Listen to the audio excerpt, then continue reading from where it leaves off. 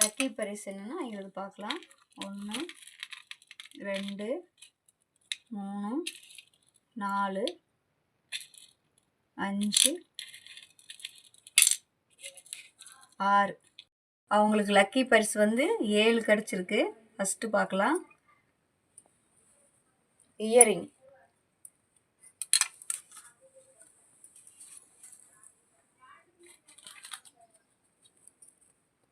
ஒரு இயரிங்கு. அடுத்ததாக பார்த்தீங்கன்னா இதுக்கு பிக் ரப்பர் பேண்டு. அடுத்ததாக பார்த்தா மீடியம் கிளிப், ஃப்ளவர் கிளிப்பு. இருக்கிறது செயின்.